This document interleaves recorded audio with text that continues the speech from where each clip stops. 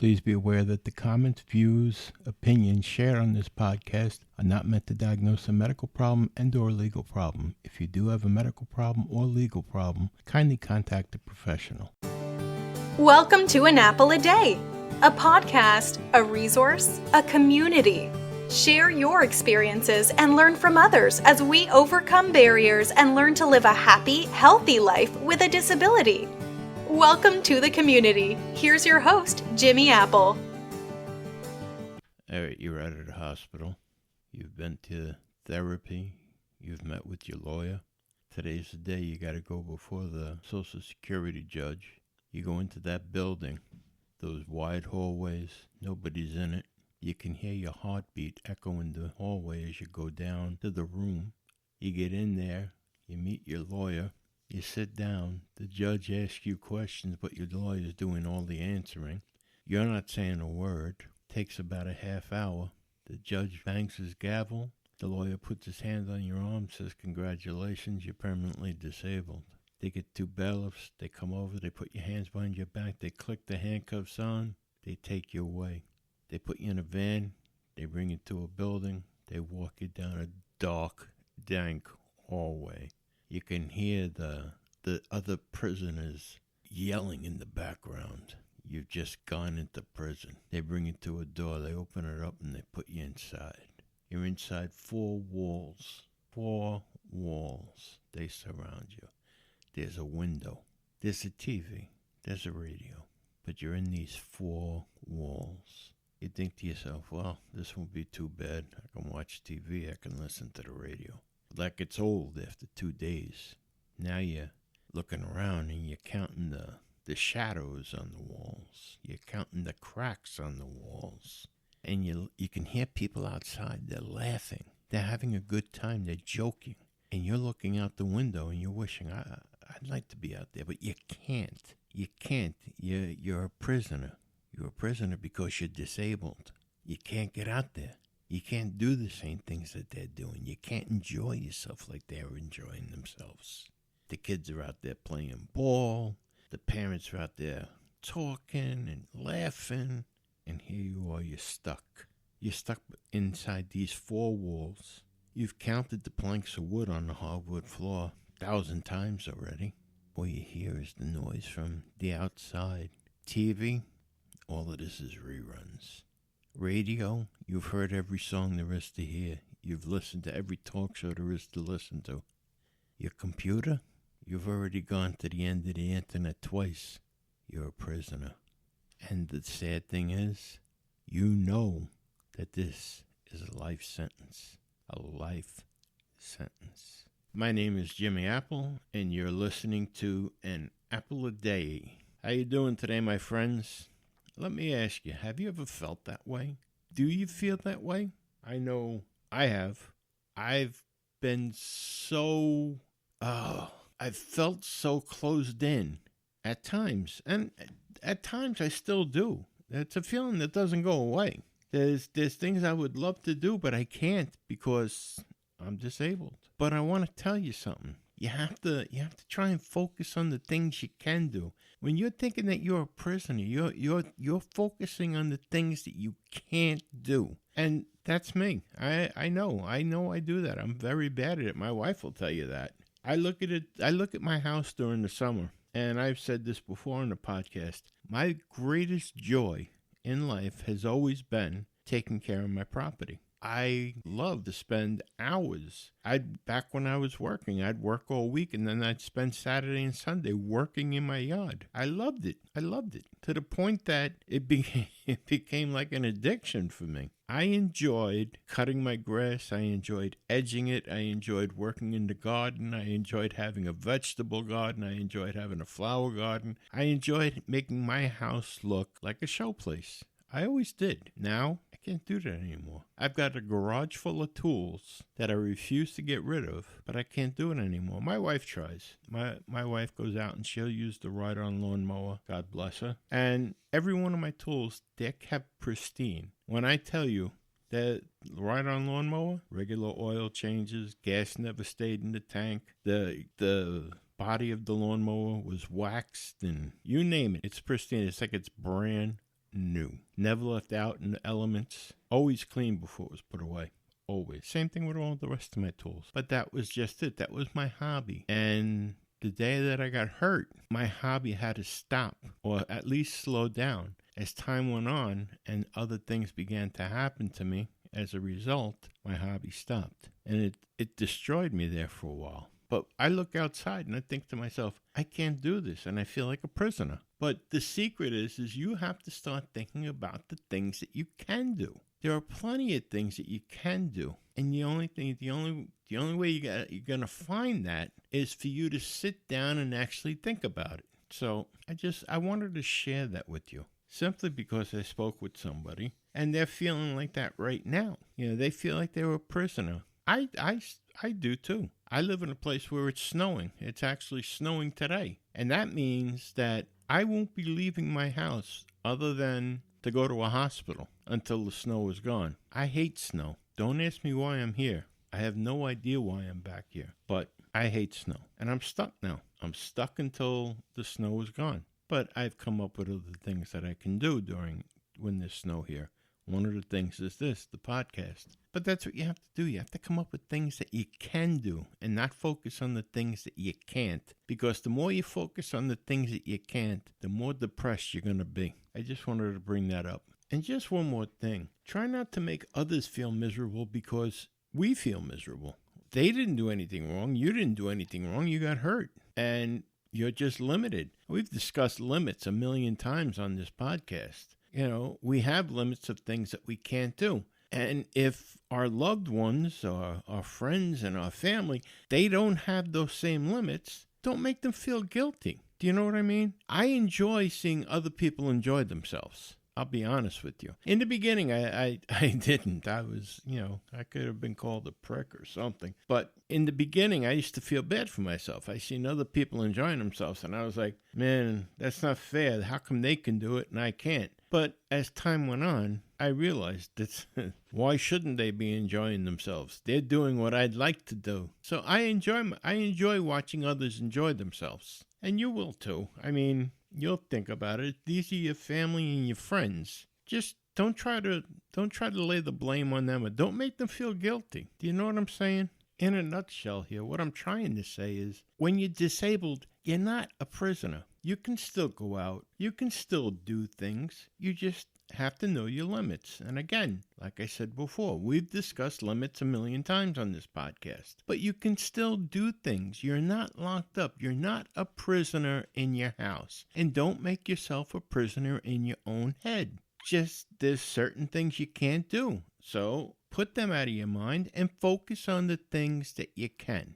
Okay? Anyhow, we have got a good one for you today. Definitely. I have an update from Social Security. It's the first one of the year that I have. And it's a warning about scammers that are out there, new for this year. And also, I have a report on the benefits, okay? Benefits of oatmeal. Now, last week, I got a response from a girl, Karen, in the Bronx, and she was telling me not to tell her what to eat. And I'm not telling her what to eat, but this is pretty good. This is informational, honestly. And I don't know if you like oatmeal, but there's certain ways you can make it that it is pretty good. I didn't like oatmeal in the beginning, but I tell you what, after experimenting and adding some things to it, I enjoy it. I really, truly enjoy it. So we got those to go into, and I also got a response from a girl, Tammy, who took great issue with last week's rant that I went into at the end of the podcast, and I'm going to answer her. I just have to paraphrase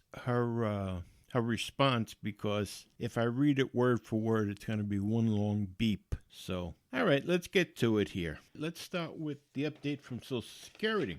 This one here is titled, Beware of Scammers Pretending to be Social Security. It's posted on January 17, 2019 by Jim Borland, the Acting Deputy Commissioner for Communications. And it reads, in the digital age, frauds and scams are an unfortunate part of doing business online. During the holiday season, Social Security has traditionally seen a spike in phishing scams, and we want to protect you the best we can. We urge you to always be cautious and to avoid providing sensitive information such as Social Security numbers or your SSN or bank account information to unknown individuals over the phone or internet. If you receive a call and aren't expecting one, you must be extra careful. You can always get the caller's information, hang up, and if you do need more clarification, contact the official phone number of the business or agency that the caller claims to represent.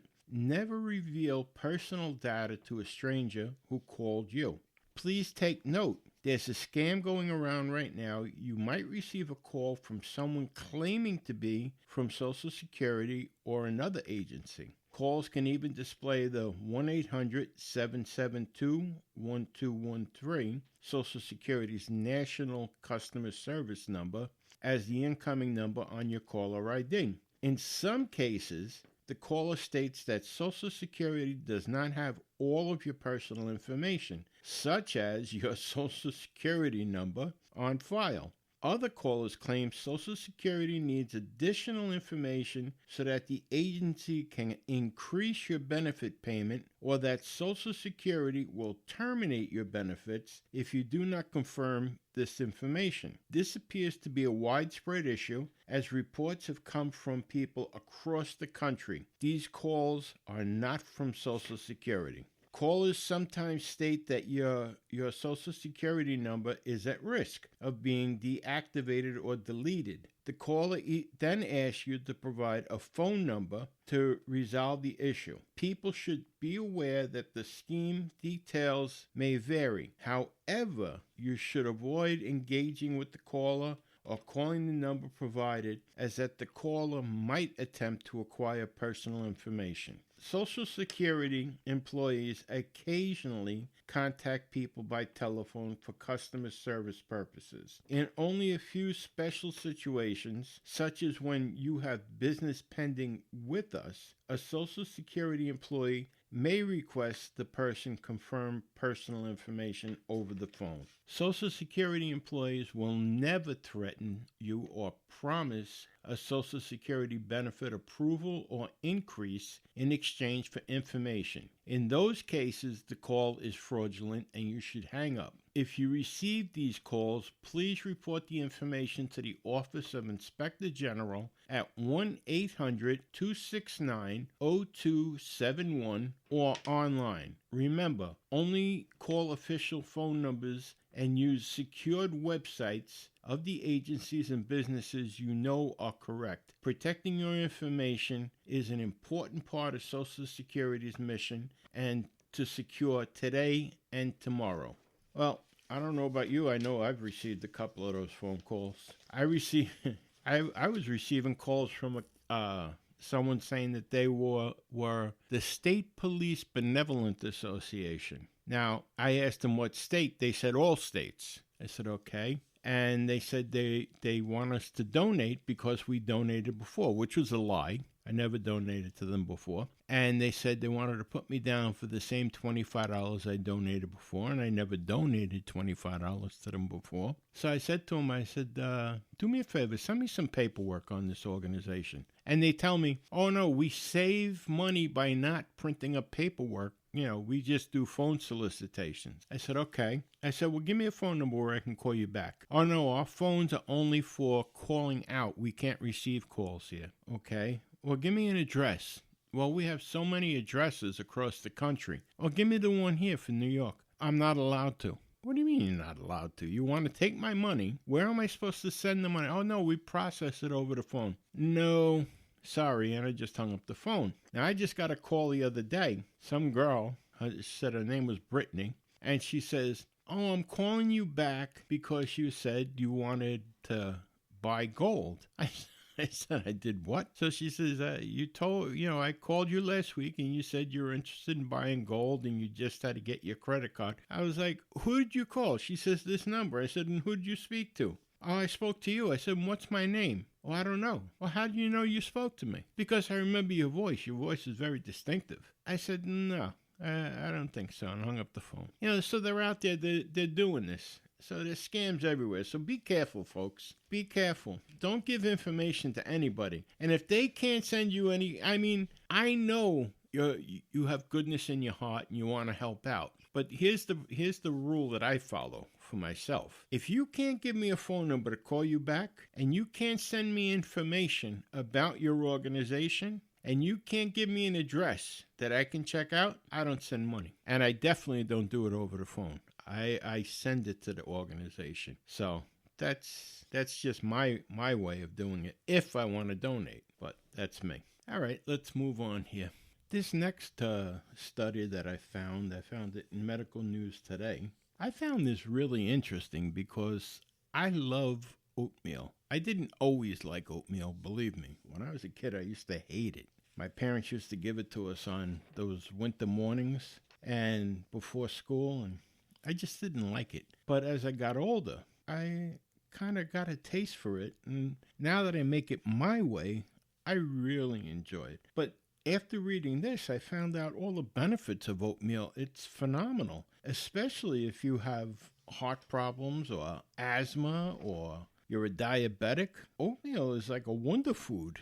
Plus, it helps you lose weight on top of a couple of other things here. So, it's really a good food. I'm surprised. I'm really surprised. And I'm excited because I love it when I find something that's so basic, And this is one of them. But here goes. It's from Medical News Today. It says, what are the benefits of eating oatmeal? Oatmeal is a very popular breakfast food that consists of oats and a liquid such as water, cow's milk, or plant-based milk. Full of nutrients and fiber, oats are one of the most nutritious whole grain foods that a person can consume. Oats offer many science-backed health benefits including weight loss, reduced risk of heart disease, and lower blood sugar, to name a few. In this article, we list the potential benefits of oatmeal and provide its nutritional information. The benefits include, number 1, providing antioxidants. Oatmeal contains high levels of antioxidants. Specifically, it contains polyphenols, which are plant-based compounds. Number 2, improving insulin response and reducing blood sugar. Oatmeal contains a soluble fiber called beta-glucan that can help improve insulin response and possibly reduce blood sugar too. People with type 2 diabetes find that incorporating oatmeal into their diet helps them manage their blood sugar levels as long as they do not add extra sugar to the dish. Oatmeal has a positive effect on blood sugar control. The author stated that more research is necessary to test the safety of oatmeal for people with type 1 diabetes. Now, I have a little recipe that I use. I'll bring this up after we get done with this. But keep this in mind about not adding sugar to the dish. Number 3, providing plenty of vitamins and minerals. Oatmeal is a nutrient-rich food that contains many vitamins and minerals while being low in calories. Eating low-calorie foods that are high in nutrients can provide a person with nutrients that their body needs while helping them lose weight or maintain a healthy weight. Oatmeal contains magnesium, iron, phosphorus, zinc, folate, copper, vitamins B1 and B5. Number 4, improving cholesterol levels. There is some evidence to back up the claim that oatmeal can support healthy cholesterol levels due to the beta-glucan content. A 2014 review determined that oatmeal can reduce cholesterol levels in people consuming 3 grams or more of beta-glucan a day. According to the research, beta-glucan reduced the bad cholesterol but did not affect the good cholesterol. Number 5, promoting healthful bacteria in the digestive tract. The beta-glucan in oatmeal forms a gel-like substance when it mixes with water. This solution coats the stomach and digestive tract. The coating feeds good bacteria in the gut, which increases the growth rate and can contribute to a healthy gut. A small study examining oatmeal's effect on bacterial growth found that it could have a positive effect. Number 6, managing weight. Oatmeal is rich in soluble fiber, so people tend to feel full more quickly after eating it than they do consuming other foods. Feeling full can help a person reduce their portion size and achieve their weight loss goals. Researchers looking for the effect of oatmeal on appetite concluded that it increased fullness and decreased the desire to eat for the next 4 hours. That's pretty cool. All right, you know what? We're going to continue this after the break, so stay with us because we have even more about oatmeal. You're going to want to hear this. All right, so we'll be back in 30 seconds. A mere shake of a lamb's tail. Stay with us.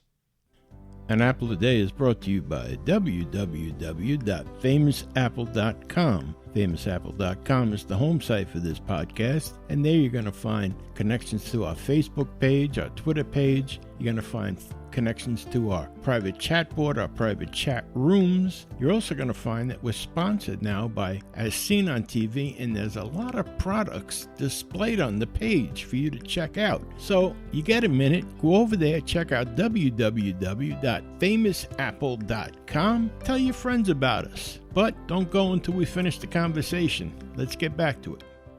And we're back. That wasn't too bad, huh? 30 seconds, not too bad at all. All right, let's get back to the benefits of oatmeal here. This, like I said, I know this may sound silly coming from me, but this really does, this really did excite me finding this because, like I said, I eat oatmeal every day. But anyhow, number 7. Reducing the risk of asthma. Asthma is a common condition that often develops during childhood. There is some evidence to suggest that specific foods can be a risk factor for developing asthma, while others may reduce the risk. For example, a study of 3,781 children determined that those who ate oats as one of their first foods were less likely to develop asthma by age of 5 years. Other foods that may reduce the risk include wheat, rye, barley cereals, fish, and eggs. Number 8. Relieving constipation. Constipation is a common gastrointestinal problem that affects most everyone at some point. The fiber in oatmeal can help keep waste in the gastrointestinal tract moving, which can relieve or prevent constipation. Nutrition. Oatmeal includes several key nutrients. According to the United States Department of Agriculture, 1 cup of cooked oatmeal contains 166 calories, 5.94 grams of protein, 4.00 grams of dietary fiber, and 3.56 grams of fat.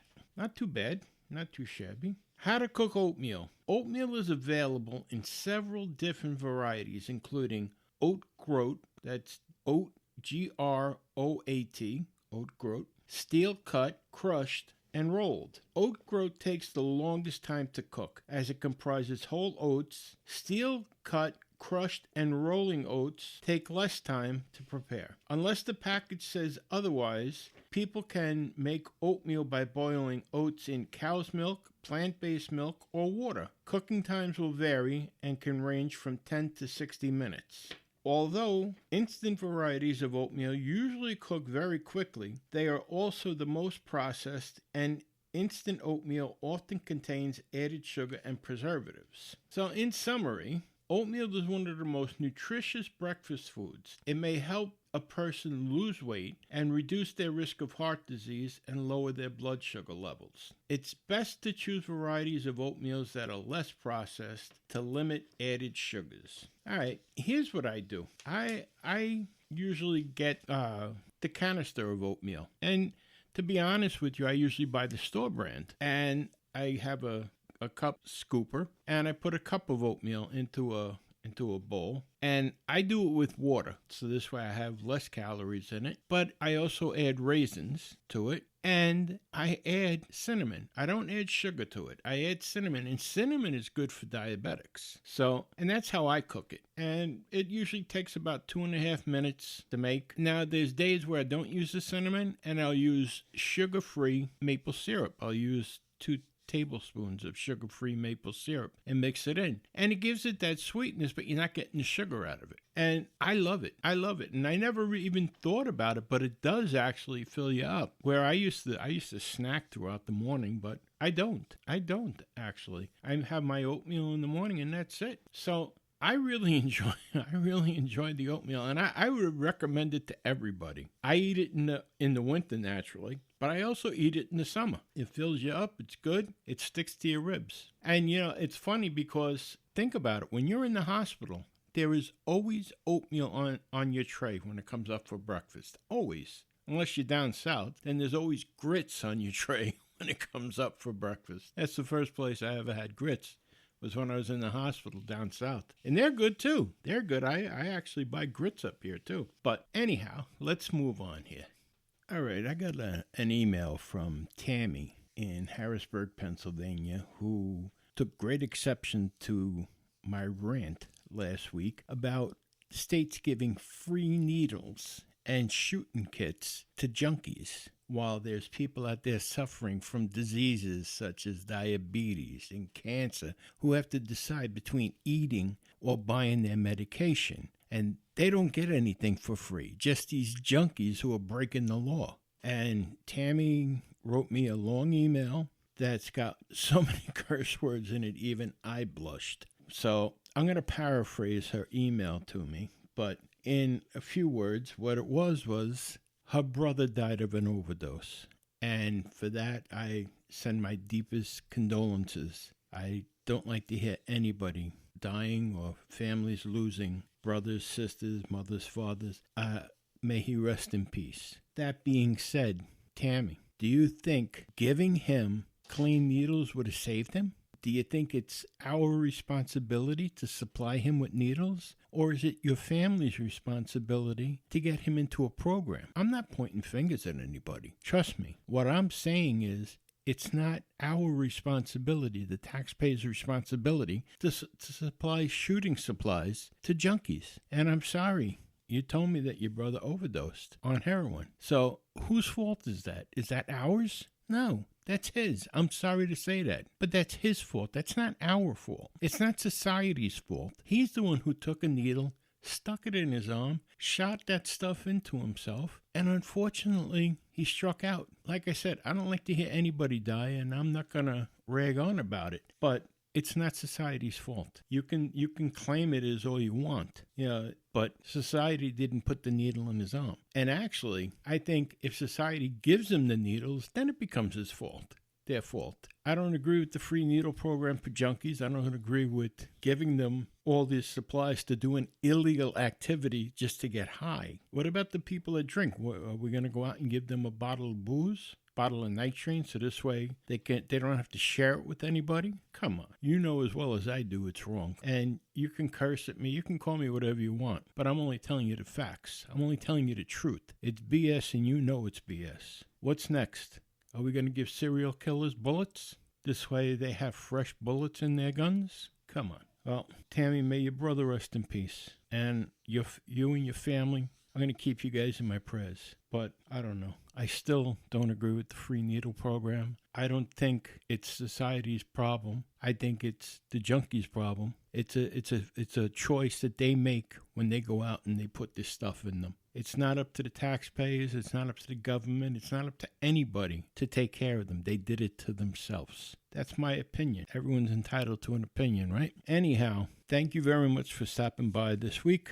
I appreciate it. I want to remind you of one thing. Always remember, things can always be worse. No matter what, there's somebody that's striving to get where you're at right now. Please remember to visit www.famousapple.com, the home site for this podcast, An Apple a Day. And if you'd like to get in contact with us, you can email us at admin@famousapple.com. That's admin, ADMIN, at famousapple.com. To email me personally, you can email me at jimmy@famousapple.com. Hey, listen, do me a favor. Give us a rating in the box below here, in the podcast box. Give us a rating on the show. Let us know what you think. And we'll be back next week. Have a great, great weekend. And thanks again for stopping by. You've been listening to An Apple a Day, and I'm Jimmy Apple.